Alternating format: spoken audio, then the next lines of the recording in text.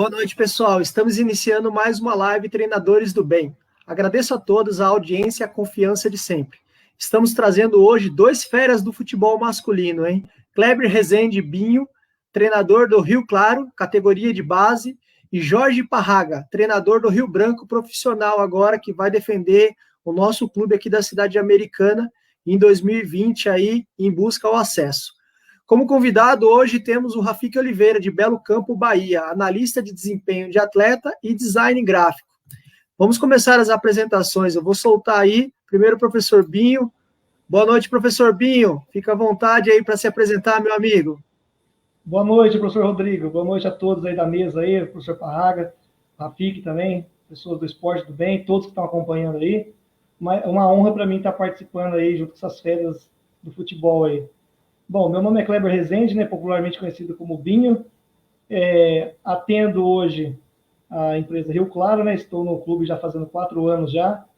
A minha formação acadêmica já tem desde 2009, mas hoje eu estou feliz aí no Rio Claro, atendendo pelo 4º ano seguido, né, na expectativa de dar continuidade, vamos dizer assim. Mas show de bola, tamo junto aí. Opa, obrigado, professor.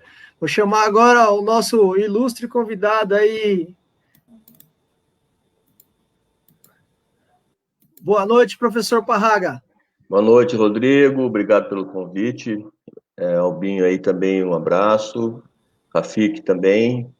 É uma honra participar com vocês aí desse bate-bola e espero que seja bem produtivo, bastante edificante, que todos nós possamos aprender um pouquinho mais. Obrigado pela presença. Quer que me apresente? Eu sou o Jorge Parraga, trabalho no futebol há muitos anos, né? Já estou quase no fim da estrada, mas ainda tem uma lenha para queimar e estamos aí na luta. Satisfeitos, felizes por trabalhar no futebol durante esse tempo todo, né? Procurando revelar atletas, desenvolver trabalhos, projetos, uma série de coisas que durante esse tempo de vida e de trabalho no futebol, né, me deixa muito feliz, muito orgulhoso de ter participado. Muito obrigado pelo convite aí, professor, você ter aceitado aí, poder dividir essa experiência com a gente nesse momento aí de pandemia. Eu acho que é importante a gente trocar essa ideia, poder conhecer um pouco mais do senhor, que vai estar representando a nossa cidade aqui, pelo Rio Branco. Eu agradeço aí de coração o senhor ter aceitado o convite aí, mesmo a gente não se conhecendo pessoalmente. Vou chamar Sem dúvida, tamo junto aí, vamos. Vou chamar o meu amigo Rafik. Boa noite, Rafik. Tudo bom? Fica à vontade. Boa noite, Rodrigo. Boa noite, Jorge e Kleber. Quero dizer que é um prazer enorme aqui estar com vocês. E espero que esse debate aqui a gente seja bastante produtivo e traga mais conhecimento para a gente. Show de bola. Show de bola, Rafik. Rafik, você gostaria de fazer alguma pergunta para um dos professores aí? Fica à vontade. Vamos lá. Eu vou começar aqui falando com o Binho. Binho, eu moro aqui no interior da Bahia, na cidade de Belo Ramo, e um dos problemas que a gente acaba enfrentando são com os atletas que a gente sabe que tem talento, mas às vezes não tem aquele apoio certo para poder levar esse atleta para algum clube grande quando ele completa 17, 18 anos. O que você recomenda quando isso acontece com algum atleta que você conhece ou com algum treinador que você conhece e que o atleta precisa de mais apoio para despontar na carreira, mas ele precisa disso? Professor Rafik, tá ouvindo? Tá tudo bem? Professor, sim, Rafik, vamos dizer, a gente sabe das dificuldades que temos no futebol de base, de regiões, né, de estado para estado. Às vezes, o problema está na condição do poder público, às vezes não dá muita iniciativa, ou às vezes até o próprio clube da própria cidade ou do estado, seja ele ou não no caso aí, do aspecto do ímpeto, assim, de primeira divisão ou não, se for o time... Eu acredito, assim, todos os atletas têm essa dificuldade, às vezes, por conta às vezes de alojamento, de estrutura financeira, mas hoje está muito assim, na questão de oportunidades, sabendo escolher o clube certo, nas cidades corretas, vendo, tem muito trabalho bom por aí, de repente, se você não conseguir migrar o jogador até o clube, às vezes consiga, às vezes, de repente, levar um captador de atletas, um olheiro, algum representante do clube, para estar vendo os valores, né, as promessas, as jovens promessas que possa vir a ter na região, na cidade. Mas hoje eu acredito, eu estou convicto junto com você que tem essas dificuldades, às vezes algumas regiões aí, às vezes não consegue dar muita oportunidade, né? Até pela grandeza do seu estado aí na Bahia, aí, a gente sabe que tem o time da grandeza do próprio da Bahia, o Vitória, tudo, né? Time da elite do futebol, mas a gente falta, às vezes, uma iniciativa pública, fazer atrativos, competições que atraia olheiros, atraia captadores de atletas para poder oportunizar. Mas nada está perdido. Acho que dá para conversar, fazer projetos, fazer convite para pessoas do meio aí, que a gente consiga dar respaldo que é do bem, para poder estreitando aí, encurtando aí essas relações de parceria, para poder oportunizar as crianças aí que tem, com certeza tem muito garoto aí promissor na região de vocês aí. Legal, legal. Agora eu queria fazer uma pergunta para o professor Jorge. Ô Jorge, você que trabalhou, eu não sei se ainda trabalha como olheiro do Flamengo, como que se dá o processo, desde as primeiras anotações aí, quando você vê o garoto que tem talento, até o momento que ele chega no clube? Porque às vezes a pessoa acha que é fácil, mas tem todo um processo por trás. Bom, Rafik, existe assim, é um sistema, né? Na verdade, existe um procedimento. Nós vamos no clube, quando fui contratado pelo Flamengo, fui lá conhecer a estrutura do Flamengo, ver jogadores, todas as categorias, nós ficamos mais de uma semana observando isso todos os dias, trabalho constante e intenso, né? Aí eu vim para São Paulo, para a minha cidade aqui, Campinas, para começar a captar atletas. E esse processo aí se desenvolve de várias maneiras. Primeiro, por indicações, né, de pessoas que conhecem jogadores, que estão participando dos clubes, no caso aí do Kleber, do Binho, né, que pode me indicar um jogador e eu ir acompanhar e monitorar esse atleta. Existem lugares que você vai para fazer avaliações, que são as antigas peneiras, né? Aquelas peneiras que você tenta, no máximo, ali em 30 minutos, 25 minutos, descobrir, né, um atleta com qualidades a serem desenvolvidas, né, que eu acho que é o sistema mais injusto que tem a peneira. E tem os torneios que são feitos por pessoas organizadas, né, já especialistas nisso aí, com diversas categorias, onde vão dezenas de olheiros dos clubes brasileiros acompanhar, né? Às vezes a gente sentava junto para assistir os jogos com os outros olheiros dos clubes, e aí buscar a capital. Então, assim, onde é que trabalha esse menino aí que se destacou? Aí você começa a monitorar, acompanhar ele nos jogos, né? Esse processo vai se desenvolvendo, você vai fazendo anotações, buscando informações, vendo diversos jogos deles, né? Então, assim, é um processo bastante difícil. Além de tudo, né? Além de tudo isso, o menino que você escolheu para acompanhar, para indicar, seja qual for a categoria, né? Ele iria para o Flamengo, e lá ele passaria para o outro processo, que talvez seja o mais difícil de todos, né? De chegar lá e mostrar o trabalho dele, né? Por que é mais difícil? Porque lá já existe um time organizado, já existe um planejamento, e para ele entrar no elenco do clube, ele vai ter que ter muita qualidade, né? Porque lá no Flamengo, como em outras equipes aí, né, o nível de qualidade técnica dos jogadores está bem elevado. Então é uma dificuldade muito grande, né? Durante o tempo que eu fiquei no Flamengo, apenas 3 jogadores, né, que eu indiquei de centenas, né, conseguiram ficar no clube. É um processo difícil. Agora, eu vou entrar, depois talvez entre nessa área aí, com relação à preparação desses atletas, né?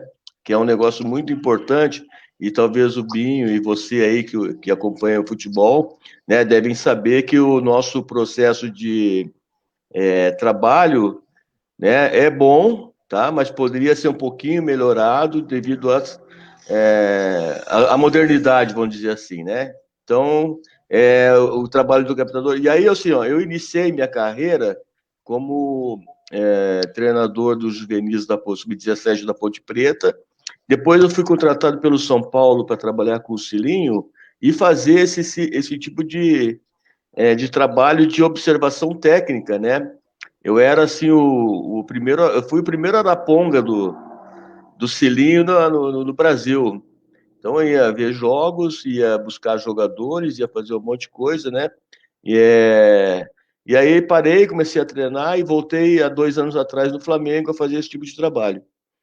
Mas eu não quero fazer mais porque assim, é muito desgastante, muito, às vezes, injusto com os jogadores, né? E a gente tem que ter muita... eu prefiro estar mais dentro do campo, trabalhando ali no desenvolvimento dos atletas. Beleza. Obrigado pela resposta aí e vai tocando barco, Rodrigo. Bora, vamos frente. Show de bola. Obrigado, Rafik, pela pergunta, hein? Muito boa. Vamos lá, professor. Eu queria fazer uma pergunta para o senhor. Eu queria que o senhor contasse um pouquinho a sua trajetória, mas mais voltada para a categoria de base. Por que eu estou perguntando para o senhor da categoria de base?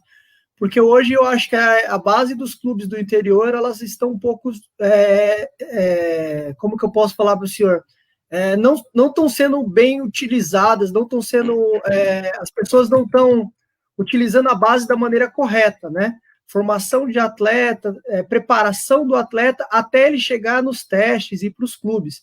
Então, por isso que eu resolvi fazer essa pergunta para o senhor, para mim saber como que foi a sua carreira na categoria de base, porque assim, eu sei que nesses anos que o senhor fez de trabalho aí, o senhor deve ter visto muito atleta, deve ter passado muito atleta pelo senhor, que cresceu e que foi embora, né, e que se destacou, né? Não, sem dúvida, assim, a gente tem uma carreira bastante, assim, no meu modo de ver, uma carreira que me orgulha, tá? Bom, praticamente, vamos dizer assim. Eu não parei no tempo, né? Muito pelo contrário, continuei evoluindo durante o tempo de trabalho, né? E buscando ideias, acrescentando coisas, né? No meu planejamento aqui no meu trabalho, né? Então, como é que eu posso falar? Comecei lá nos juvenis da Ponte Preta, aqui em Campinas, né? Já com um planejamento, uma forma de trabalho, né? Onde eu colocava a responsabilidade profissional acima de tudo com os atletas, né? Para que eles tivessem esse compromisso de crescimento. Porque, assim, eles são jovens com ideais de chegar a algum lugar. Então, isso aí que tem que ser trabalhado em todos os sentidos com relação a quê? Preparação emocional, preparação técnica, preparação tática, modo de vida, né? Todas as coisas necessárias para que você forme um grande profissional, né? Agora, você não consegue formar um profissional se você não detectar o talento dele, tá? Você tem que buscar o talento, né? E esse talento, ele tem que ser desenvolvido na base, tá? Ele tem que ser desenvolvido. E aí que eu acho que existe um contratempo do antigo para o atual, né? Em vez de estarem, né, se dedicando, vamos dizer assim, tipo 70% do trabalho no desenvolvimento técnico, 70% do trabalho é no desenvolvimento tático, né? Que o futebol hoje está só tático, e hoje você não vê assim, um grande jogador que desequilibra, né? Aquele jogador que é irreverente, aquele jogador que é criativo, aquele jogador que improvisa, não tem, é difícil você ver um jogador assim, né? E isso aí nós perdemos, né? Nessa mudança, né? Depois do 7-1, vamos dizer, até antes um pouco já acontecia, né? E aconteceu isso. Eu acho que tem que ter uma nova reciclagem, né, no sistema de formação, né, formar profissionais que tenham também o desenvolvimento prático do futebol, né, para demonstrar aos atletas aquilo que é necessário e ter aquele que a gente fala, né, o olho de lince, né, o olho mágico, o olho clínico, sei lá, que a gente falava antes, né, para poder desenvolver o atleta. O meu grande trabalho na base, tá, foi desenvolvido no Pão de Açúcar Esporte Clube, tá, que virou Audax depois, né. Eu fui o funcionário número 1 do Pão de Açúcar Esporte Clube, e lá nós desenvolvemos um trabalho que deu resultados aí incríveis, tá? E o planejamento do Zé Carlos Brunoro, juntamente com o Abílio Diniz e outras pessoas, eram de 10 anos. E foi o que aconteceu, 10 anos formar.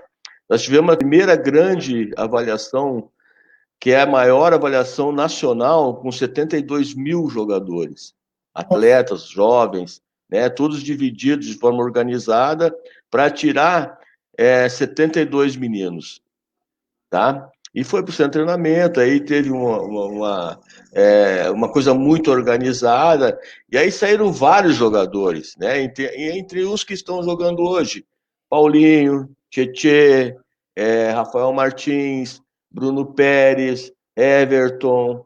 Eu estava vendo aqui o Brasil de Pelotas tem um jogador que saiu de lá, o Everton, zagueiro, e uma série de atletas que durante esse tempo, né, se desenvolveram no Pão de Açúcar, né? Na Ponte Preta, no início lá, tive um time maravilhoso de juvenis. Agora, assim, o processo de formação que eu gostaria de conversar, né, com relação a isso, que a gente tem que bater nessa tecla, né? Acho que assim o jogador tem que ter aquela questão de desenvolvimento técnico, de habilidade que o jogador brasileiro tem natural, né, que estão bloqueando lá no início, tá? Isso é uma opinião minha do que eu vejo nos treinamentos de sub-11 e sub-13, né? Então, assim, são coisas que precisam ser melhoradas, e a CBF, que forma os profissionais aí de futebol, deveriam se interessar em desenvolver esse tipo de processo, tá? Para que o jogador cresça, né? Não mais taticamente, mas menos tático até um certo ponto da idade, tá? E depois vai mudando. Por exemplo, 70% de técnica, desenvolvimento técnico, mais 15% de tática e 15% de físico, sei lá, ou alguma coisa, né? Para que ele possa desenvolver essa parte técnica, depois vai alternando, vai mudando, vai botando mais tática, depois mais técnica, depois mais físico, e assim por diante, né? E aí eu acho que está um dos erros, né, que o futebol brasileiro não tem formado assim, os grandes talentos que tinha antigamente, né? Eu colocaria, o Rodrigo, no meu trabalho, vamos supor, se eu estivesse trabalhando com categoria sub-11, eu colocaria pelo menos uns 20 minutos de peladona mesmo, jogo solto, sem posição, sem nada, vai criar aí, né? Dá tempo de fazer isso. Depois você entra num processo melhor não, mas um processo mais organizado, vamos dizer assim, né? Deixar o brasileiro, o jogador brasileiro, criar, driblar, dar caneta, dar chapéu, fazer o que o jogador brasileiro fazia. Tá certo que hoje é muito difícil devido, né, essa questão de organização robotizada dos clubes. Eu tenho visto jogos aí que são todos praticamente iguais. Todos. É difícil você não ver um time, né? Um time vai atacar, o outro vem até a intermediária defensiva para marcar. Tá? Roubou a bola, contra-ataque. Aí a mesma coisa, outro lado. Né? Então, assim, a gente fica naquele negócio, dá até um certo assim, desame de ver o jogo, porque você não vê coisa muito grande acontecendo. É passe, criação, né? Falta criatividade do jogador brasileiro. E aí que entra a diferença do europeu para nós. O europeu vai dar baile em nós toda hora, quer dizer, não tem jeito, né? Nós vamos perder, né? Então é mais ou menos, o meu pensamento é esse. É claro que o Binho também pode ter o dele, né? Você ter o seu, mas esse é meu pensamento. Eu também não sou dono da verdade, né? Eu tenho para mim aquilo que eu faço, aquele meu trabalho que eu desenvolvo, né? Que eu considero bom, né? Durante o tempo que eu trabalhei, que estou trabalhando. Então é mais ou menos assim. Show de bola, muito obrigado, professor. Eu entendi e eu concordo com o senhor. O que está faltando hoje é a gente deixar aí o sub-13 e sub-11 jogar um pouco mais solto. Por quê? Porque a gente. O professor Binho pode até me corrigir se eu estiver errado, mas o que eu vejo em alguns times, não é todos, tá? é que aquelas crianças de 11 a 13 anos, eles têm uma responsabilidade muito grande, não imposta até pelo clube, mas imposta pelo pai, que ele quer resultado do investimento que ele está fazendo no filho, e ele vê o filho dele como um Neymar, e a cobrança é muito grande. Às vezes você vê um menino entrando em campo, você vê que ele está ali preocupado porque ele tem que fazer bonito, ele tem que mostrar para o pai, para todo mundo, que ele pode conseguir. Então ele não entra para jogar um futebol porque ele gosta de jogar futebol, ele entra já com aquela responsabilidade, e essa responsabilidade tira a criatividade do atleta, né? Porque ele você vê quando os nossos atletas eles estão sem responsabilidade, os nossos da seleção brasileira, quando eu falo seleção brasileira, você vê que o jogo é diferente. Agora, quando tá aquela responsabilidade de ter que marcar gol, de ter que buscar resultado, você vê que eles jogam já de forma robotizada. Você concorda, Binho? Não, perfeito. Matou a charada aí. Lógico que varia de clube para clube, né? Às vezes as condições vêm meio de protocolo de categoria para categoria, sobre situações distintas aí. Tem até uma forma de disputa que o Sub-11 joga num molde, né? O futebol de 8, né? 8 mais 1. O Sub-13 já é o convencional, né? O tradicional 11, né? 10 mais 1. Mas eu concordo com você. Hoje o atleta ele vem muito pressionado. Às vezes o pessoal busca muito rendimento, resultado, até mesmo por conta da frustração do pai não ter vivido ou não ter tido chance, quer colocar todo o seu crédito, sua crença que o filho vai ser a realização do futuro da família, né? Mas eu concordo com o professor Parraga aí, eu acho que tem que soltar um pouco mais. Eu não vou falar até por conta da situação, nós temos uma metodologia próxima daquilo que o professor Parraga defende aí, a questão de deixar o menino mais se divertir, brincar com bola, e casualmente, até por consequência da naturalidade, da confiança que é transmitida para o atleta, já vindo de 4 anos. Nós já disputou semifinal de Paulista com o União Barbarense, fizemos quartas de final com a Inter de Limeira, hoje no Rio Claro temos 2 quartas de final e uma oitava. Quer dizer, todo ano a gente chega na nossa humildade, nosso jeitinho de trabalhar ali, deixando as crianças bem à vontade, trabalhando, acho que tem as limitações de horário, de tempo, mas nós nos doamos, particularmente falando, mais na parte de descobrir a propriedade de inteligência do atleta. Eu acho que nós mais temos que se dedicar a isso. A parte física, não dá nem para falar, um garoto que tem 11 anos, 13 anos, não dá para se doar muito tempo na parte de preparação pela essa questão da parte física. Eu acho que a parte de situação de inteligência do atleta, de tomar decisões, de ser decisivo dentro daquilo que Deus permite ele ter ali com o improviso, com a leitura de jogo. Nós temos que capacitar o atleta na parte técnica, em termos de fundamentos, e dar liberdade para ele poder resolver o problema, porque cada adversário se coloca numa condição, numa postura. Então, nós temos que trabalhar para ter jogadores, de certa forma, mais inteligentes, mais soltos, mais dispostos a poder nos resolver a situação do dia a dia. É uma tese que eu estou defendendo já de uns anos para cá e vem colhendo resultado. É lógico que são situações à parte, né? Nós temos a nossa limitação de horário, trabalhamos com 2 dias da semana, 1h30, 2 horas de trabalho, mas não dá para pegar esse tempo de trabalho e me doar na parte física, ou ficar trabalhando somente a parte tática. Eu acho que dentro de um processo, no começo, meio e fim da competição, faz um linear, o professor Luiz está comigo dia a dia, a gente está trabalhando dentro da base, tem os professores que eu vou até esquecer, não vou ser infeliz, mas nós criamos uma situação que em determinadas fases da competição, nós vamos intensificando algumas etapas. A parte tática não deixa de ser importante, a parte física, igual eu falei, um garoto que está desenvolvendo a parte de puberdade, a parte de musculatura, não dá para você aplicar a parte física, tem que fazer exercícios com bola que agrega isso a ele, né? Que complementa. Eu acho que ele acaba treinando e se soltando até nesse aspecto, uma coisa casando com a outra. Mas temos colhido bons frutos nessa linha do professor Parraga aí, deixar o garoto bem à vontade e se divertir. Colher o fruto por casualidade, de bom trabalho, de seriedade. Os meninos têm comprado melhor, têm dado melhores respostas. Show de bola, Binho. Binho, eu tenho uma pergunta para você. Quantos anos que... você falou já, eu acho que você já respondeu. 4 anos que você está no Rio Claro, né? Correto. Já estaria indo pela 4ª temporada, né? Tive passagem pela Inter de Limeira e agora estamos aí 4 anos no Rio Claro, aí com o nosso presidente, o David, lá, que esportista nato, dá muito apoio para a base. Com todas as dificuldades, ainda assim ele é um presidente que está dando todo o respaldo aí. E qual que foi a colocação das suas equipes na última competição, no último Campeonato Paulista? O ano passado nós conseguimos chegar com as 2 categorias nas quartas e finais. Quartas de finais? Foi grupos, né? Depois teve um playoff, teve um mata-mata que é oitava, depois foi para as quartas. O grupo, se não me engano, de 7 equipes. Fizemos uma campanha absoluta, conseguimos fazer uma campanha irreparável com a categoria sub-13. Ficamos em primeiro lugar do grupo, no turno e retorno. Depois, na categoria sub-11, também não conseguimos classificar em segundo lugar, num grupo muito difícil. A categoria sub-11 oscila muito, né?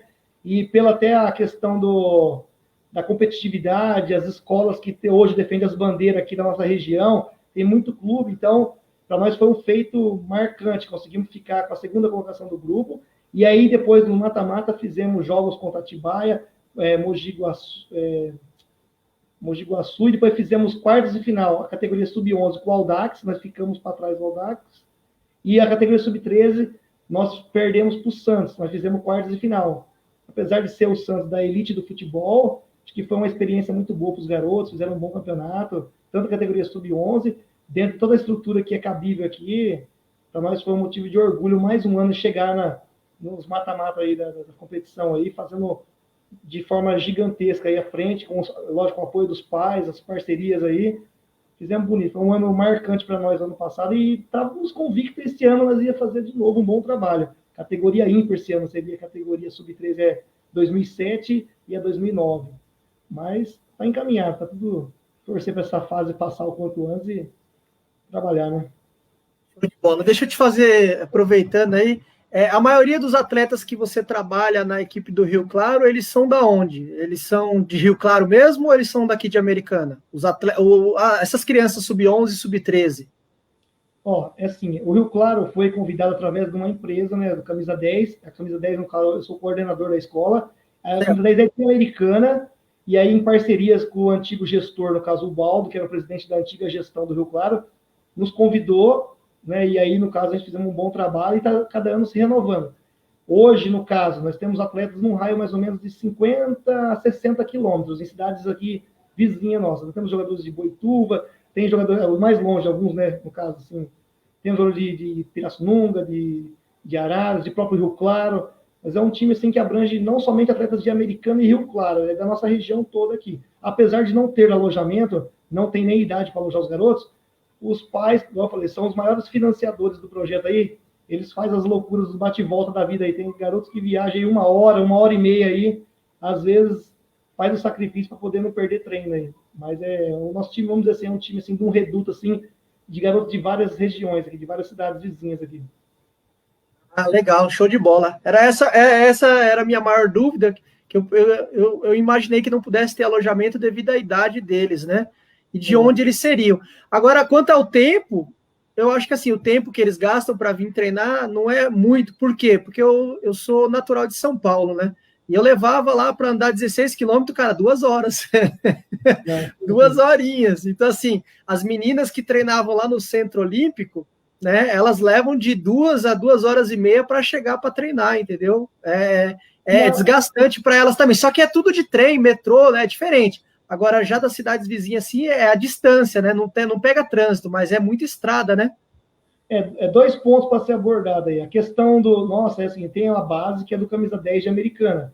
É um clube aí nacionalmente conhecido, né? Disputa várias copinhas, competições, entre outros aí. Porém, o que tem que ser abordado é o seguinte, tem muito trabalho bom por próximo da gente. Então, a gente acaba enaltecendo o sacrifício dos pais, porque às vezes o pai passa por trabalho tão bom quanto o nosso, de repente até melhor, e nos escolhe pelo que nós somos, pela simplicidade, por ser um time que todo ano marca presença, faz bons trabalhos.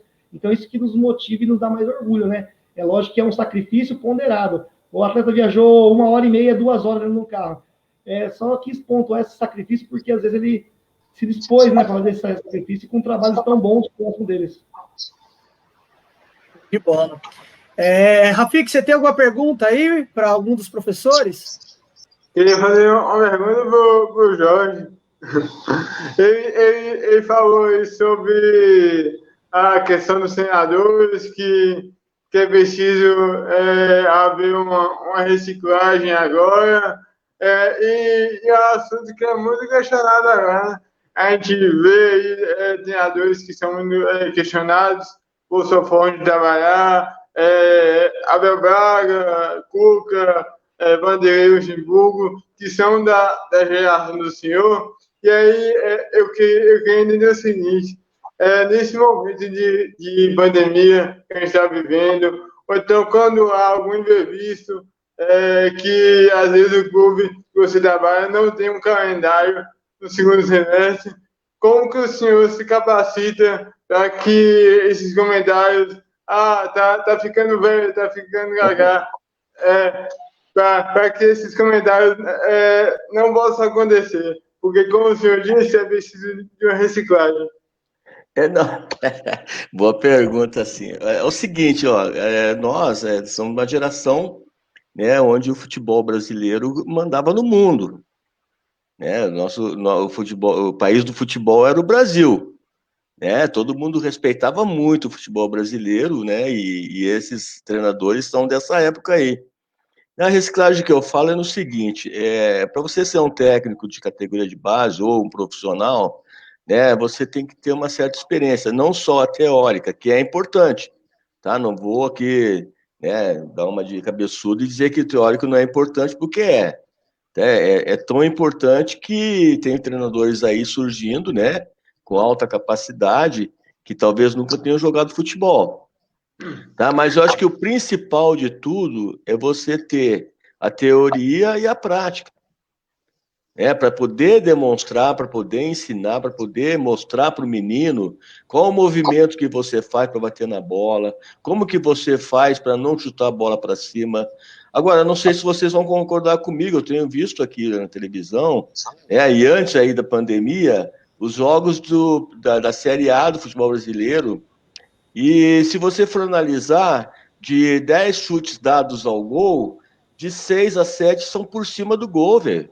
Exatamente. Né? A bola vai lá em cima. Quer dizer, será que é a bola que está errado, o peso da bola? Não, é a forma de bater na bola. O movimento, a mecânica do chute que não foi desenvolvida com esses atletas. Ou tu acha que eles pensam para chutar, para bater, como o Binho falou, da inteligência? O jogador tem que ser inteligente, então ele tem que analisar, né, que o chute que ele está dando não é aquele chute que vai. Eventualmente ele pode acertar, né, o gol, mas não é uma certeza. Tá? Então, assim, eu ainda trabalho com relação a essa questão de ensinar movimentos, saída de marcação, leitura de jogo, ensinar tudo aquilo que é necessário para o atleta e demonstrar. Apesar de 70 anos, eu continuo tendo agilidade para demonstrar alguma coisa, né, que eu aprendi jogando. Né, e com o tempo de trabalho, né, eu consegui desenvolver também. Eu estou cheio de ideias novas. Estou cheio de ideias. Minha cabeça aqui, ó, nessa pandemia, ela trabalhou muito, né, para eu conseguir evoluir tanto dentro quanto fora de campo. Né? Nós temos aqui, ó, nós temos muitos problemas com imprensa, vamos dizer assim. Né, comentários de pessoas incapacitadas de fazer comentários, torcedores, né, que são assim, tipo assim, eu vi aqui na Ponte Preta ontem, quiseram arrebentar o estádio, eu moro em frente ao estádio, os torcedores lá batendo no ônibus, querendo quebrar o ônibus, porque a Ponte tomou um gol no finalzinho do jogo, né, quer dizer, essa é uma intolerância que não está conseguindo, né, então eu tenho ideias para esse desenvolvimento, né. E assim eu vou indo, vou trabalhando até a hora que eu chegar chegou o fim da estrada, eu vou procurar fazer outro negócio aqui para me desenvolver. Né? Mas eu acho que a parte prática, eu acho que o Binho, não lembro se o Binho jogou, Binho? Mas você deve demonstrar, no caso aí, né? O moleque vai chutar uma bola, vai dominar uma bola com o peito do pé quando ela tem que ser dominada de chapa. Né? Pô, por que não facilita, né? Domina de chapa, porque peito do pé é mais difícil dominar, não é isso, Binho? Correto, os princípios básicos, fundamento mínimo do futebol, domínio. Põe o moleque no paredão, põe no paredão para ele treinar o chute, para a bola não subir, colocar o corpo, a distância do pé de apoio, a distância, como vai bater na bola, a bola ir rasante, queimando grama, como a gente falava na época lá. Então, é mais ou menos assim. A bola para um lançamento é outro tipo de batida. O cabeceio, o domínio. Pô, a gente vê cada domínio hoje que vou te contar, dá vontade de sair correndo da sala. A bola bate no peito e sai 2 metros. Quer dizer, então é meio complicado, né? Não é assim, ó. Presta atenção, pessoal. Eu não estou criticando, eu estou fazendo um comentário. né, de alguma coisa que a gente precisa, né, e talvez assim, centenas e dezenas de treinadores façam isso que eu estou dizendo, né, mas tem muitos que não fazem. E outra coisa, eu vou voltar aqui no Sub-11 13, eu acompanhei muitos jogos do Sub-11 13 quando eu estava no Flamengo. Rapaz, eu vou te contar um negócio, eu nunca vi tanto pai ignorante na minha vida. Não. Eu nunca vi, é verdade. Eu saía apavorado do campo com o que eu via dos pais, cara. Né? Da exigência com os filhos e na briga, né? Às vezes saiu no pau, no soco mesmo. Quer dizer, é um negócio que não dá para entender o que acontece nesse Sub-11 13. Né? O Binho acho que está fazendo esse trabalho aí no Rio Claro, e eu estou vendo aqui no semblante dele que ele é um cara centrado. É uma pessoa que tem uma inteligência aí muito grande para poder administrar essa questão aí de paz. Além disso, ele se acha no direito de que o filho dele tem que jogar só porque ele está ajudando. Né? Às vezes acontece isso, não, eu estou ajudando, estou dando tanto, estou levando, não sei o que, estou trazendo, né? E ele tem que jogar. Quer dizer, também atrapalha a questão do trabalho envolvido geral, né? No meu modo de ver. Então, assim, quando eu digo que tem que ter a reciclagem, é justamente nesse sentido, porque assim, estão dando muito. Eu fiz o curso de coordenador técnico, né, da CBF. Eu não fiz o curso de treinador ainda. E eu acho que eu nem vou fazer, não vai dar tempo. E aí, assim, eu vi que eles têm assim, a teoria só gráfico, muito gráfico, e a parte prática, e o gol, né, o improviso, as jogadas, quer dizer, não acontece, não tem muita. E eu fui fazer uma pergunta no primeiro dia de debate, eu já fui cortado. Né, eu perguntei para o cara do São Paulo, eu não me lembro o nome. Como é que você ensina ou manda o seu treinador fazer? Pô, já foi um corte geral em mim ali, que eu disse, bom, então deixa eu seguir minha vida aqui, vamos embora. Mas fiz o curso, né, de coordenador, que talvez agora, quando eu parar, eu vire um coordenador técnico. Beleza. Só para complementar, hoje o futebol brasileiro ele leva mais a jogada essa linha de fundo. Você vê que não é mais horizontal, tem muito cruzamento, e aí o futebol acaba se tornando chato para quem assiste.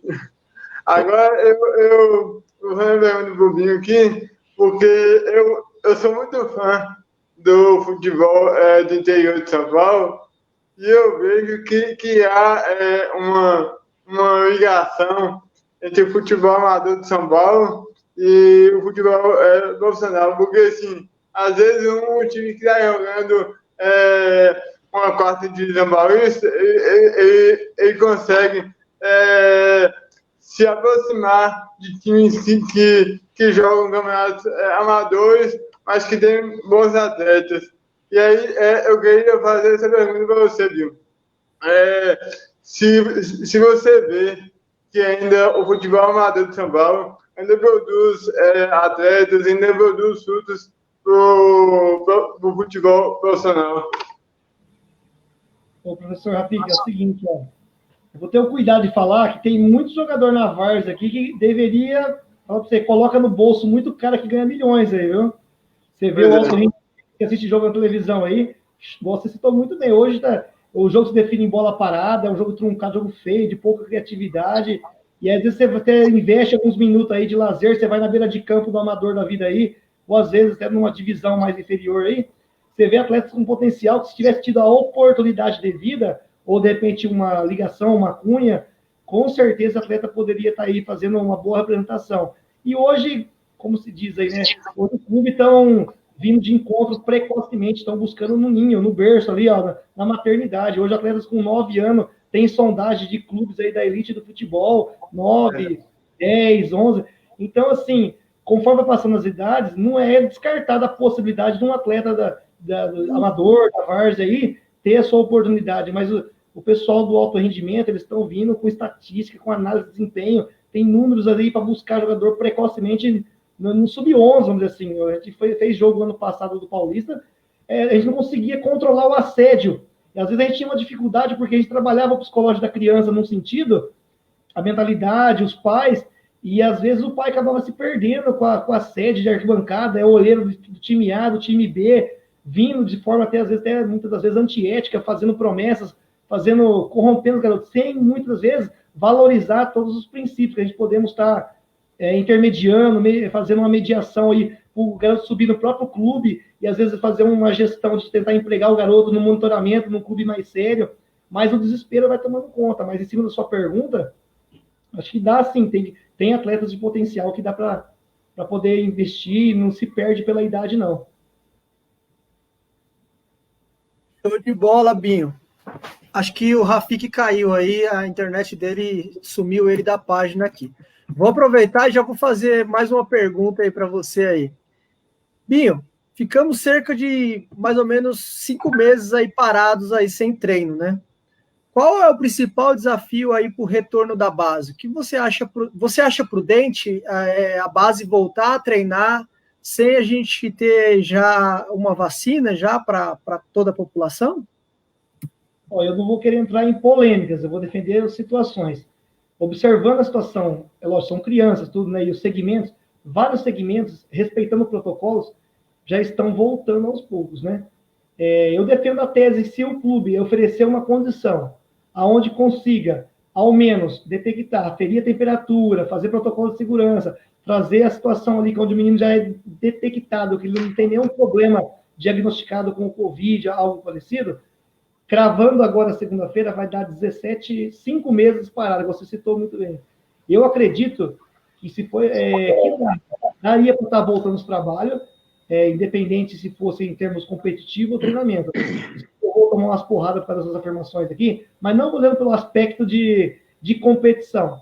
Eu acho que nós vamos ter que lidar, como já conseguimos sobressair mediante a outros tipos de surtos, de situações de pandemia, de epidemia, que tivemos já casos de algum problema de saúde que já veio no passado, mas superou. Eu acho que a gente teríamos, sim, condições de estar voltando, lógico, respeitando protocolo de segurança, se higienizando, às vezes trabalhando com máscara, a questão também de distanciamento. Hoje nós estamos praticamente voltando de forma funcional.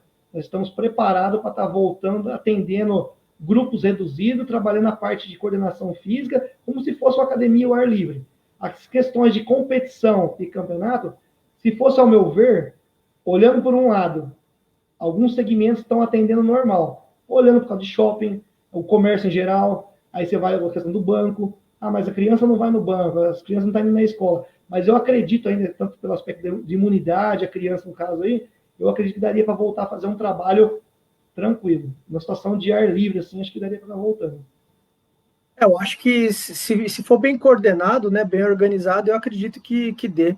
O problema é que eu vejo é que talvez os clubes não tenham estrutura para poder estar detectando, né, se a criança está com algum problema, né, ou se ela está com algum, sei lá, algum indício do vírus, né, porque, pelo menos assim, eu vejo no nosso caso aqui, né, os clubes teriam que fazer algum tipo de investimento, né. Eu vou dar o exemplo do Campeonato Brasileiro aí, que a gente viu que o jogo foi o Goiás e São Paulo, que foi... Então, se a gente está falando de Campeonato Brasileiro e teve um problema desse, assim, que foi detectado em cima da hora e teve que cancelar o jogo, a minha preocupação, quando competição, tá? Treino, eu concordo com você, não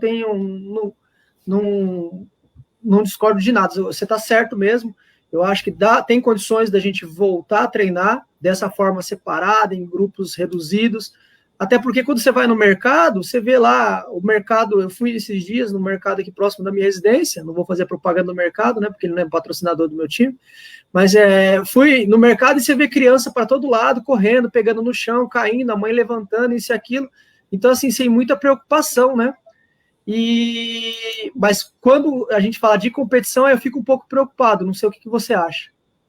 É que os pais se exaltam, se aglomeram, às vezes fica aquela ansiedade de jogo, os próprios garotos, mas eu acredito o seguinte, eu acho que é um surto, que eles vão ter que conviver um período a mais com isso, eu acredito que possa ser que dure mais 3 meses, 4 meses, 5 meses, tem muita gente sabida do assunto, infectologista, médico, todo mundo fala que eles que são formados nessa situação dizem que não tem uma cura exata.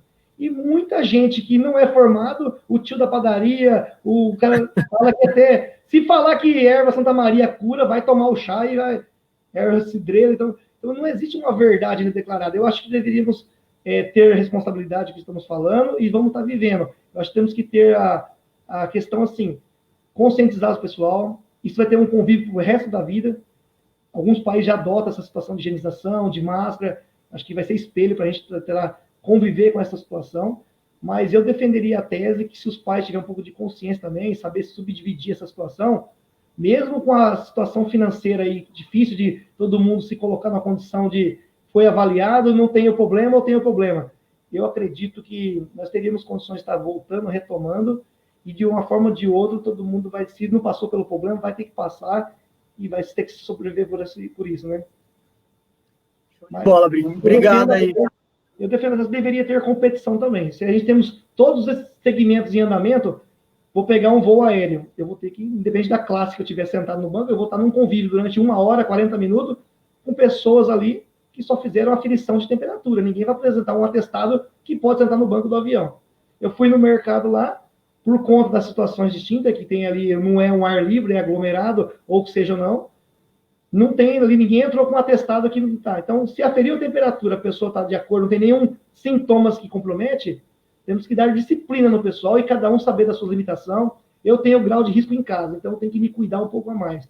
Eu estou sentindo febril, eu estou passando com algum tipo de sintomas que está de encontro essa pandemia aí. Então, eu tenho que me resguardar e preservar também a situação de terceiro. É a educação nossa que tem que ser melhorada nesse sentido. Os princípios de cuidado mais com o companheiro, com a pessoa próxima, né?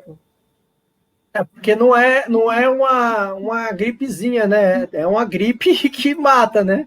Correto, eu conheço pessoas que tá aí com um problema sério, internada, entubada. Hoje eu conversei com um amigo meu aí, que é patrocinador do nosso time feminino, e ele falou, minha mãe tá entubada e a gente não sabe o que fazer, né?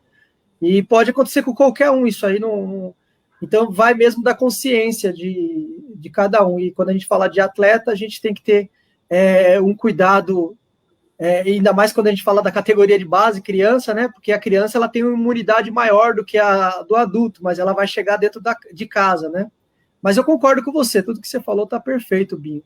Obrigado aí pela explanação da sua opinião. Vou fazer uma pergunta para o professor Parraga agora, só um minutinho. Obrigado, hein, Binho? Vamos junto. Professor, vamos lá. O que motivou o senhor vir trabalhar aqui no Rio Branco de Americana? Ô, Binho, primeiro a proximidade de Campinas, né? Eu andei viajando muito durante a minha carreira, né? Ficando muito longe de casa. E Americana dá 20, 30 minutos aqui de Campinas. Ficou uma maravilha para mim. E eu já havia trabalhado no Rio Branco em 92, se não me engano, juntamente com o Cilinho. É um clube grande da segunda divisão, da divisão que nós estamos disputando, e tem uma estrutura violenta, e a minha intenção é colocar o Rio Branco na Série 3 o ano que vem, e depois ver o que a diretoria pensa para dar continuidade ao trabalho. Então, esse foi um dos motivos que me fez optar pelo Rio Branco. Além de tudo, é um clube que eu tenho grandes amigos, né? Independente do lado profissional, mas a amizade, né? Como o Sandro Hiroshi, como o Juninho, como o Thiago Bernardi, né? Então, são pessoas que a gente tem uma admiração e estamos ali para fazer um grande trabalho. Eu espero que a gente consiga realizar isso aí. Vai depender muito da sequência, da início de campeonato, porque nem iniciou, né? Nós estávamos com 40 dias de trabalho, deu a pandemia. Agora estava montando o elenco, estava ainda organizando o time, até que chegou a pandemia e atrapalhou tudo. E agora a volta está marcada, dependendo dos procedimentos aí, para o dia 14 de setembro, para o campeonato iniciar dia 18 de outubro. Vamos ver se der tudo certo, nós vamos conseguir. Deixa eu te já emendar de uma pergunta para outra pergunta. Esse incidente que aconteceu, eu estava até comentando com o Binho agora, esse incidente que aconteceu aí entre São Paulo e Goiás, aí, do resultado do exame sair meio que em cima da hora, e alguns atletas estavam estavam com vírus, né? E aí acabou não tendo jogo. A Federação Paulista já passou alguma recomendação do que vai precisar ser feito para os treinos do time profissional? Quais são os protocolos mínimos que a gente vai ter? Porque, assim, a gente está falando da CBF, né? O órgão maior aí do Brasil na questão do futebol. Mas a Federação Paulista, ela é uma federação muito ativa, que trabalha todos os dias. Eu sei porque eu participo de muitas reuniões da Federação Paulista e eles são bem exigentes, eles pegam bastante no pé, independente se é Corinthians ou se é Rio Branco, se é São Paulo ou se é Rio Claro, eles pegam no pé por igual de todos os clubes. Né? Eu sei porque eu participei de algumas reuniões quando se trata de feminino. E eles, o senhor sabe se vai ter algum protocolo, alguma coisa, quais são as exigências para os jogos, se tem alguma coisa que o senhor possa falar para a gente, adiantar para a gente aí sobre os próximos passos? Com certeza vai ter, não tem dúvida disso. Como foi feito para a Série A1, A2 e A3, deve ser feito para o Sub-23. O que acontece? Terça-feira próxima vai ter uma reunião dos médicos com a federação. Então, esses protocolos serão apresentados aos médicos e os médicos deverão analisar isso aí e determinar se vão poder participar ou não, se vai poder executar o que é solicitado pela Federação Paulista.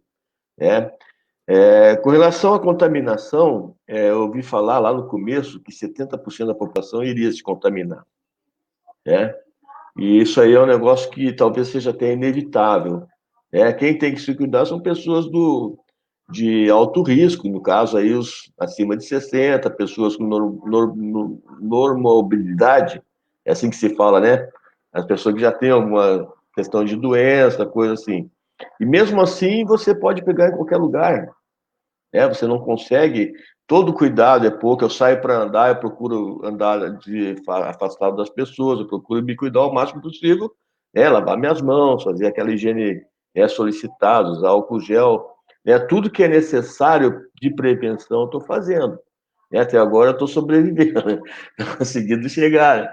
Então vamos ver se a gente consegue agora que, de repente, vem uma vacina, vem um soro, vem um negócio aí para dar uma amenizada na coisa. O que eu espero é que todos nós tenhamos mais consciência e responsabilidade com esse vírus, porque, na verdade, também foi politizado, né?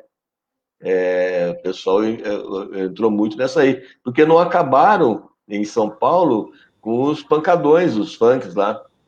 Não. E aonde que vai contaminar? Se os caras não têm responsabilidade de estar ali, milhares de pessoas bebendo, fumando, cantando, dançando juntos ali, sem nenhuma proteção. Vai espalhar mesmo, não tem como. Os metrôs, os ônibus, os bancos, como o Binho falou aí, tudo contamina. Então você tem que ter cuidado, tem que ter a questão do CSA lá de Alagoas. O elenco inteiro foi contaminado e mais alguém da comissão técnica. Eles não se cuidaram, na verdade. Eu acho que não houve, assim, uma responsabilidade de alguém, botar um freio em alguma coisa lá. Tem que ter. Vou voltar ao Rio Branco. Como é que vai prender todo mundo lá no Rio Branco, apesar de ter espaço? Mas vai prender todo mundo do elenco? E os que moram em Santa Bárbara?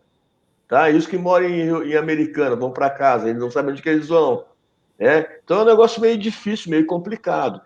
Eu creio que, nesse caso aí, nós temos que ter uma conscientização forte em cima daqueles que estão envolvidos no processo de trabalho, tá?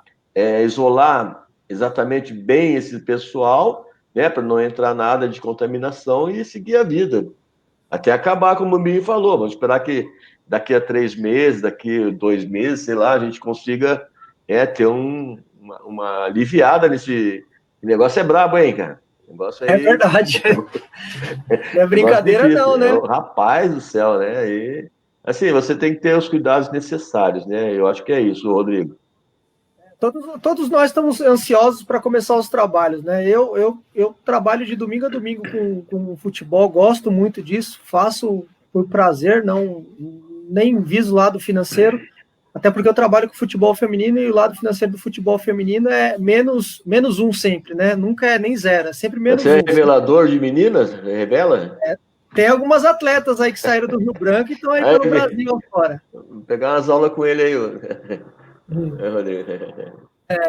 Então, e a gente fica ansioso para a gente começar os trabalhos, né? Para a gente poder sair, poder dar treino, como que a gente vai treinar. Então, é complicado. Eu entendo que é complicado, principalmente para nós que somos treinadores, que a gente ama fazer isso, faz isso não só por dinheiro, mas por amor também ao esporte. Tá sendo bem complicado ficar esses 5 meses aí sem poder fazer aquilo que a gente mais gosta. Rodrigo, Oi. Eu queria pegar um ganchinho aí com relação ao que o Binho falou anteriormente aí. Em 98 eu estava no América de Rio Preto, trabalhando com o Cilinho, que foi um dos maiores técnicos do futebol brasileiro, um inovador, um cara super estudioso, né? E o que muitas coisas ele faz hoje de campo reduzido, a gente já fazia lá em 98, né? Que hoje é uma febre, né? O campo reduzido. E nós já fazíamos bastante trabalhos de forma reduzida, mas num formato diferente. E ele fez um comentário comigo, aí eu lembrei do Binho, né, que ele disse assim, pô, Parraga, o negócio está tão ruim, tão feio, né, os empresários, né, estão começando a pegar jogadores mais novos. E vai chegar uma época, Parraga, ele falou, eu estou falando assim como se fosse hoje que ele estivesse me falando, que quando nascer um menino na maternidade, o empresário vai estar lá com a procuração entregando para o pai, para o menino, para assinar a procuração do moleque. E não está longe disso. O Binho falou, moleque com 10 anos, 9 anos, já tem procurador, velho. É uma coisa mais ridícula do mundo isso aí. Tá? E daí deixa quem? Os pais empolgados, que vende tudo que tem para poder sustentar o filho numa profissão, né, que nem sabe se vai dar certo. E na maioria não dá certo. É muito poucos que conseguem vingar. Né, Binho? Você pode me confirmar comigo aí. É uma estatística. Né? 1 ou 2% dos atletas profissionais ganham muito, são milionários. Né? 1 ou 2%. Tá? Tem uma estatística aí, eu não estou recordando aqui, mas eu creio que mais de 50% salário de 1.500 a 2.000 a R$1.000. Né? Então, assim, o negócio é um sonho, né, que são para poucos, né, que a gente precisava ver isso aí. E os empresários entram aí para ficar iludindo as pessoas. Tem clubes, né, que alugam apartamento para os pais levar a criança para morar lá, porque não pode alojar. Dão emprego para os pais, mas vai ver depois aí, passam 2, 3 anos, acabou, o moleque não evoluiu, não cresceu, volta para casa, né, acabou aquele sonho. Quer dizer, é uma decepção violenta. Né? Então está acontecendo isso, viu, Binho? Os caras estão lá na maternidade esperando nascer a criança para dar procuração para o pai assinar. É verdade. Tem ocorrência, tem fatos já recentes aí, atletas que estavam aí conosco fazendo um campeonato no meio da competição. O atleta, às vezes, tanto pela importância que ele representava para o grupo, né? A gente tem uma limitação de elenco, às vezes meninos contam um pouquinho mais. O assédio era inevitável, os caras vinham com promessa, eu vou te dar apartamento, vai morar lá em São Paulo, leva sua mãe junto. Às vezes a família tinha até um emprego aqui, uma estabilidade boa, era talvez persuadida para poder largar tudo aí e fazer acontecer lá na capital, ou seja, algum outro clube. Não vou citar até o clube para não ficar expondo a situação que eu achei que foi antiética na ocasião, né? Bom pro garoto, às vezes, quando dá certo, mas muitas das vezes, como o professor Parraca falou aí, é muita ilusão. A probabilidade do atleta chegar no alto rendimento e ganhar aí a arrecadação que tem o Neymar da vida aí é quase que improvável. É quase que improvável.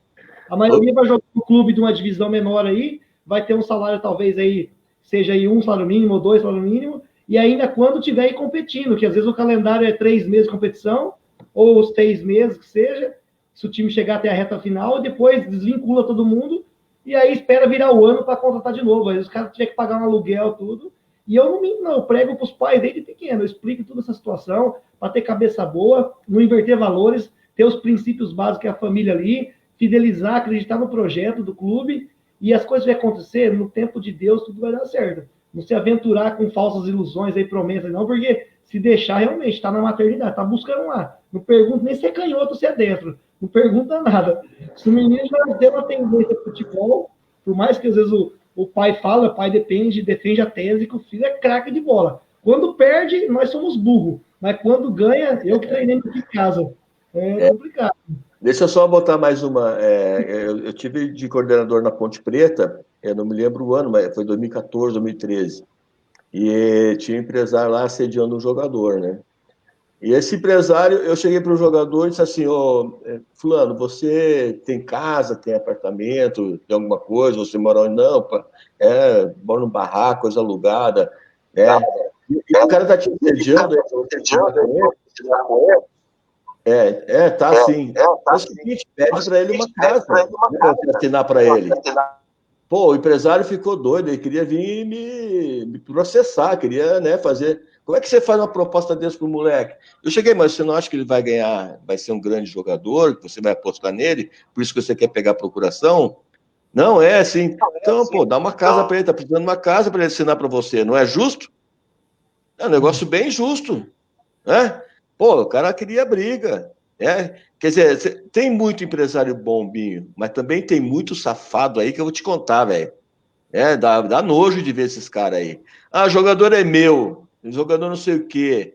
Pô, conversa, velho. E eu falo para meus atletas, às vezes quando eu estou trabalhando na base, no sub-20, trabalha, se dedica, aparece, que daí você escolhe o empresário, em vez do empresário te escolher. Agora eu quero você, meu empresário, você quer ser?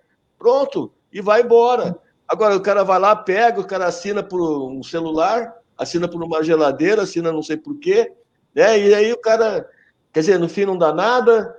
Tem casos, Bim, que você vai, o moleque vai, leva o moleque pro lugar aí, pô, abandona o menino, cara. Abandona. Quantos? Quando não, ainda extorca a família, faz a família fazer investimentos aí absurdos, exatamente. Faz desfazer de propriedade, de emprego, Binho, uma falsa ilusão. Tem muitos pais que me ligam aqui e dizem assim, o problema me procurou. Então, vamos ver de onde que é. Ver a origem, de onde que ele quer. Ele te pediu dinheiro? Ele pediu 4 mil. Então não dá, que você vai perder os 4 mil. Você não vai levar, ele não vai levar para lugar nenhum. Vou levar para o Sergipe para profissionalizar lá no Sergipe. Já é golpe. Você vai ser roubado. Quer dizer, tá cheio de nego assim. Esses caras que fazem peneira cobrando aí, cara, usando clubes, pô, é ridículo, um negócio muito difícil, muito complicado. E outra coisa, Bim, que eu acho que, assim, que é interessante a gente conversar aqui, é com relação ao estudo dos atletas. Nenhum jogador de futebol gosta de estudar. Isso eu posso falar. Não é só o jogador, não, hein? As meninas também não gostam de estudar. Com certeza absoluta. Eu não vou citar o nome, mas um jogador de time grande aí que é semi-analfabeto, cara. As entrevistas dele são ridículas. Assim, você não consegue botar na cabeça alguém que poderia ter estudado até o primeiro grau, fazer o primeiro grau completo, não sei. Mas é difícil, cara. Foge da escola, não vão na escola, é obrigatório a escola, você tem que estar monitorando. Eu vi isso na Ponte Preta, quando eu estava de coordenador. O cara se escondia, eu dispensei menino que não ia na escola. Não, eu não vou na escola, então você está dispensado. Professor Parra, hoje a Federação Paulista, dentro de uma fase da competição, eles pedem para os clubes estar emitindo, trazendo um boletim de frequência. Está tendo um movimento favorável a isso. Eu acho que a federação, outras competições também, acho que tem que, todos nós como professores ou instrutores, ou mediador para clube aí, tem que, desde a categoria sub-11, traçar uma linha de planejamento para esses atletas, porque a probabilidade de ser jogador, ela existe, mas ela é muito mínima, ela é mínima. Então, tem que trabalhar todas as linhas, né? Eu não vou defender uma tese aqui. Eu acho que, até antes de ser jogador, até para o atleta ser jogador, ele vai carecer de conhecimento para poder gerenciar bem a sua carreira, a carreira que já é curta, às vezes, no curto espaço, consegue administrar bem a sua carreira, ou o plano financeiro, alguma situação. Pode ser que chega num alto ritmo, jogando em alto nível, vamos dizer assim, né? Com 30 anos tem que parar por conta de uma lesão ou por conta de uma coisa. E aí sabe o atleta que conseguiu conciliar um Senai, fazer uma faculdade enquanto está num clube aí, de repente estender um plano B aí, conciliar os interesses do esporte, do futebol em geral. Então, Bia, deixa eu só cortar aí. No Pão de Açúcar eu bolei um sistema, né, de controle de notas. Então eu controlava a nota dos atletas e assim, o sub-15 ganhava R$100 e o sub-17 200. E aí eu controlava as notas e cada nota vermelha era R$5 de multa. Então, cada nota é vermelha. Isso foi tudo autorizado pela direção do clube e tudo, né? Então, cada nota é vermelha. Aí, no outro bimestre, vamos dizer assim, que vinha as notas, se tirasse tudo azul, eu devolvia o dinheiro para eles. Então, seria assim, pô, tirou 3 notas vermelhas, são R$15 de multa. Tá, no outro boleto, no outra nota, você tirou todas azuis, devolve os R$15, que é um negócio justo, né? Pô, então deu um negócio bem certo, que os moleques começaram a estudar, começaram a melhorar as notas, fazer aquilo ali. Mas mesmo assim, tinha aqueles que não melhoraram. Ia pagando multa direto. Por incrível que pareça, as brasileiras às vezes é movido apenas de ações, para multas, para prejuízos financeiros no bolso, aí capaz que cede um pouco e aprenda. Mas não deixa de ser uma iniciativa, né? Acho que é importante. Sim. Não, é um negócio bacana, que eu acho que dá até para eles. Ia ser, pô, agora eu vou pegar meu dinheiro de volta. É como você chegar numa pessoa e condecorar ela porque ela foi honesta. Não é uma situação de dar apreço ou prestígio, é uma coisa de necessidade, é uma coisa da natureza. Então, assim, existe um problema que às vezes está dentro das famílias, né? Às vezes o pai é frustrado, ele permite que o filho mata a aula, que o filho inverte valores e princípios de escola, de compromisso dentro de casa, porque ele quer dar a vida por aquele ofício. E às vezes, se nós passar por disciplinador, começar a contestar muito, o pai ainda vai buscar oportunidades em lugares que é mais maleável, que cede um pouquinho mais. É complicado, mas eu acho que questão de nota, eu falo para o atleta, você não faça nada a troco de um elogio, faça por merecer, porque tudo que você tem à sua disposição já é o que justifica a sua entrega, o seu alto valor, quantos que ele está no seu lugar. Então tem que ter recompensa por isso, é o teu benefício próprio, é um investimento de vida. Então tem que trazer eles a capacidade intelectual para eles entenderem que nada mais é para o bem dele, e não que venha a ser uma situação de punição ou algo, mas toda a estratégia é válida. E a federação, por sua vez, colocou essa situação. O atleta que tiver nota vermelha, ou de certa forma não tiver frequência, ela é punida a questão de nem participar da competição. Na verdade, assim, equívocos à parte, a federação pede pelo menos a frequência. A notas é o seguinte, como a gente representa a americana, no caso eu defendi há 2 anos, já está assistindo para 3 anos, como treinador da seleção de americana. E aí a Secretaria da Educação promove uma competição. Aí ela sim tem no regulamento dela que cada nota vermelha representa um jogo de suspensão. E aí eu acho super válido. Aí o atleta já desde o começo da temporada eu já vou pregando essa situação. Ó, o regulamento está aqui, vocês têm que estudar para estar de encontro. O jogador tem que ser inteligente, tem que saber os caminhos das pedras aí para a gente vai sair punido lá na frente. Não tem dado certo, a gente tem que conscientizar, né? O papel nosso. Cada caso é um caso, mas é que a geração nossa hoje, a criação é difícil, tá? É meio complexa, né? Alguns pais têm abraçado, outros pais, às vezes, contrariam, mas acabam aceitando, mas eu acho que o princípio de tudo é educação. Na minha concepção, a educação é tudo para o crescimento melhor, né? Certeza. Eu tenho, aproveitando aí que você falou da seleção de americana, eu tenho uma pergunta aí que eu gostaria de fazer para você. Vamos lá. Dentro desse contexto, né, já teve campeonato municipal organizado pela Secretaria de Esportes, certo? O que você acha desse tipo de competição? E sabe por que a gente não tem mais isso em Americana? Porque eu ouvi dizer que em Santa Bárbara tem. Assim, os campeonatos promovidos pela Secretaria de Esporte, a SEMI, há muitos anos atrás, vamos colocar aí 6 anos atrás, na gestão do antecessor do prefeito atual que está. Não vou falar mal do prefeito, no caso do Omar, não vou entrar no aspecto de falar mal de partido político, não. Mas há tempos atrás nós éramos felizes e não sabia. Realmente tinha competições que era gerenciada pela própria Secretaria de Esporte, e aí aonde o custo hoje que é pago pelos pais, custo de arbitragem, às vezes não tem uma questão a mais aí de convívio, de mensalidade, toda a prefeitura dava todo o subsídio para poder ter a competição. Teve época que a gente ia na Secretaria de Esporte, Você saía com 2 bolas por categoria, saía com uniforme para jogar, você tinha incentivo. Hoje, com a política atual, talvez, é lógico, com todas as dificuldades financeiras que a cidade passa, a pasta do esporte é uma pasta que o nosso secretário não tem muito o que fazer, não tem recurso.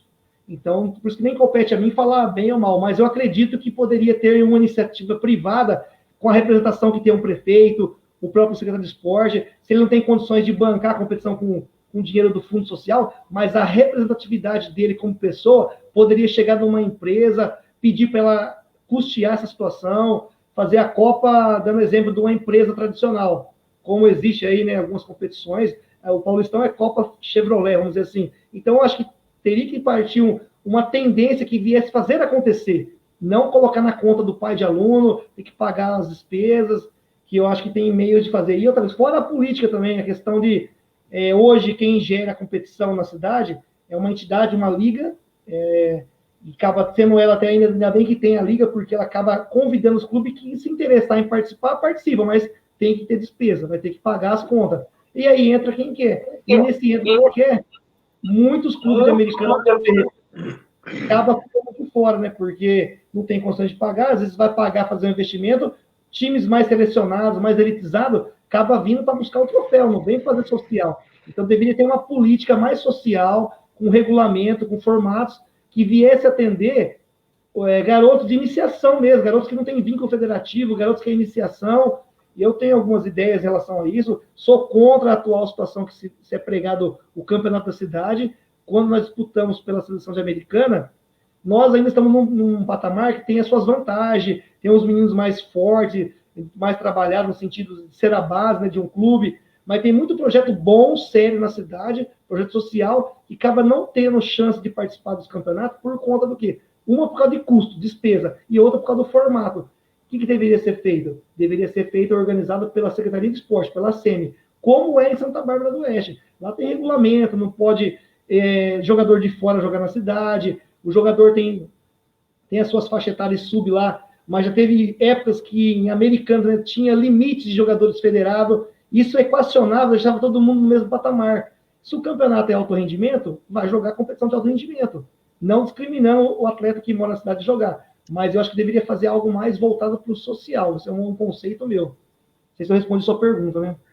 Respondeu sim, obrigado, Binho. Era porque é uma dúvida minha, né, sobre esse tipo de campeonato, porque a gente vê que nas outras cidades acontecem, né, a Secretaria de Esportes das outras cidades, eu acho que eles já colocam no budget, já no orçamento do ano seguinte, esse tipo de despesa e acabam promovendo esse campeonato, né, e ajuda bastante, porque movimenta a cidade, né, no esporte. É importante movimentar a cidade em todas as categorias, principalmente quando a gente fala de base, porque aí a gente consegue ver aí professores parragas aí pelos campos procurando joias raras, né, professor?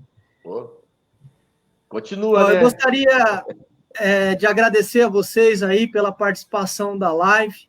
Eu acho que foi um bate-papo legal, a gente conseguiu aí colocar toda a proposta aí em debate, que é sempre válido a gente falar sobre tudo isso que está acontecendo, né? É um momento difícil que a gente está passando, principalmente nós que somos professores de educação física, que estamos atrás de trabalhar com o esporte, e também proteger os nossos atletas, nossas atletas, né? Para que elas não ocorra nenhum problema com elas e depois a gente acabe se sentindo culpado, né?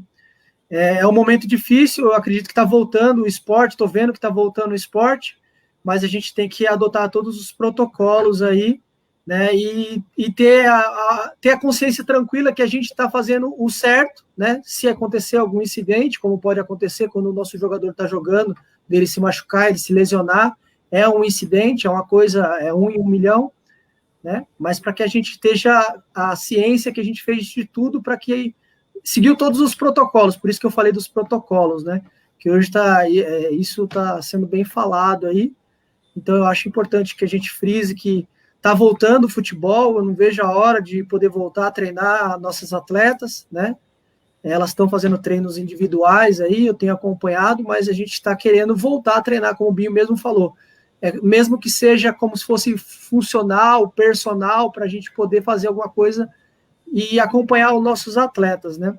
E, professor Parraga, eu desejo toda a sorte para o senhor, vou estar lá assistindo jogos lá, vou estar torcendo, não sou de gritar e nem xingar, não se preocupe, não vai ter problema comigo, ainda mais se eu trouxer nosso time para subir, sair dessa Bzinha e voltar para A3, é o nosso objetivo esse ano. A gente vai estar junto aí, vamos estar torcendo, vamos estar acompanhando o time, tá? Tudo que for no nosso alcance, a gente vai estar fazendo para ajudar aí o Rio Branco aí. Binho, muito obrigado de novo pela sua participação, por ceder o seu tempo aí. Eu sempre peço 40 minutos, a gente está em 1h15 já aí, mas foi um bate-papo legal. Eu acho que valeu a pena. Rafik também, que veio da Bahia para cá para poder ajudar a gente. Muito obrigado mesmo, né? O professor teve algumas perguntas aí dos professores, mas como a gente já está passando um pouco do tempo, agradecer aí o professor Henrique Araújo, o Marcelo Silva aí, o Toninho Matos aí, a Vivi Frutuoso, nossa, o nome dela é complicado, hein? O Jacozinho aí também mandou um alô, Edmilson. A Vivi é uma psicóloga, eu acho, trabalhei com ela na Ponte Preta, se eu não me engano. Ela tá assistindo a live aí. Ela sentiu na carne, né, o que é. Eu tinha um psicólogo lá que era um porrete, e daí era... o porrete igual o jogador precisa, né? Então, assim, teve bastante participação aí da live, foi muito boa.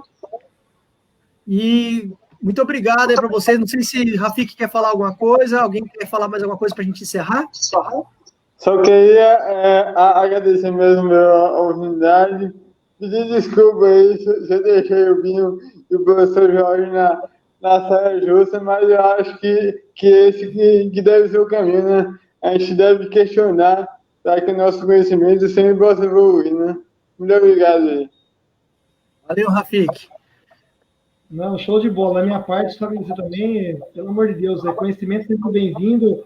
É bom a gente ter e-mail aí. Acho que nem dei conta do tempo que passou, porque foi assuntos pertinentes, válidos. Duas pessoas novas para você conhecer aqui, torcer pelo vosso trabalho aí.